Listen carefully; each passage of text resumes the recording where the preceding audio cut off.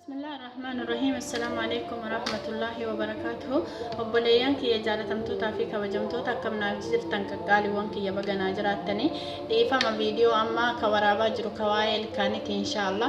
وبليان كي وري ركول كانك أبدان غوتو منغوتو تركو كمي ساتو كلنا ساتو دكوب ساتو أكاسو مسمو فولي ساتو وانتوتا هندو مرايو بلسبا ودف جاتي تكمله يوكاباسي تكمله من كينتي يالا غوتو أرجتشوف وانتوتا barbaachisa waa lama qabadhee dhufe kana qofa simit kabiraallee ni jira yeroo biraa walii dabarsina jechuudha.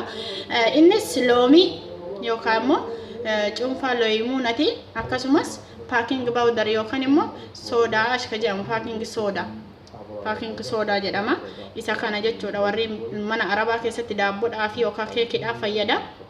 Isa kana jechuudha kuni warreen lakkoo ilkaanii amma ilkaan kennanii boorata haguma fedhoo addaatellee boora jechuudha bifa boora qaba qulqullaa'ee sirriitti aannan ta'ee nuun addaatu garuu kun yeroo gabaabaa keessatti ilkaan kenna ilkaan adii aannan nuu fakkeessa jechuudha gara keessaaf gara alaatiin illee sirriitti akkaataa itti godhatan akkaataa itti dibatan isin agarsiisa na wajjin turaa isiniin jedha inshallah kuni kaaleemunaati warroonni kana qabdan kanaan cuunfitanii yoo kanan qabaatin akkuma biyya keenyaa notitti anasittiin cuunfu jira amma waanuma ammaatiin qopheeffadha isin agarsiisuuf waan ta'eef jecha baay'isuun barbaadu waan hojjetadhee lafaa qabuuf tallaajaa keessa ammaaf tanumaan hojjedha jechuudha. Bismillah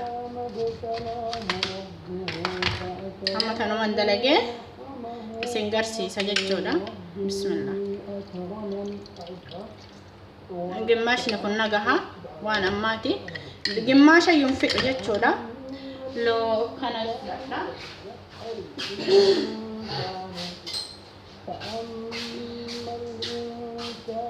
gimmaasha loomitti jechuudha yookaan walakkaa loomitti kaliin eenyuun jechuudha. Bismillah paaking bawdarii kana hanga itti godhan isinitti garsiisa hangan itti gootan akka suura irratti argitan gimmaashas miti yaani fooqi ruubiti jechuudha yaani hagan itti gootanii ni mul'ata na fakkaate.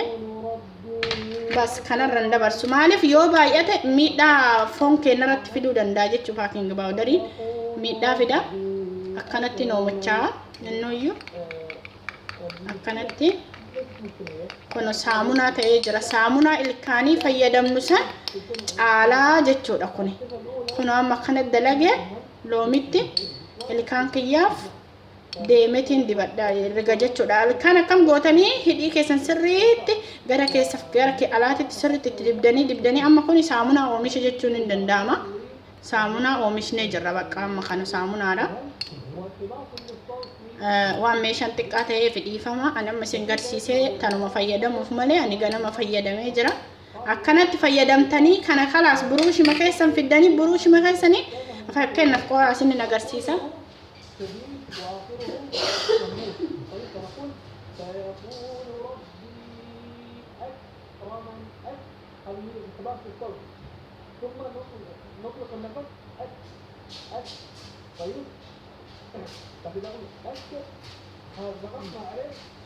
Kun buruusha ilkaaniiti anamma harka kiyya isin agarsiisaaf viidiyoo kiyya namni dhiiras arguu danda'a.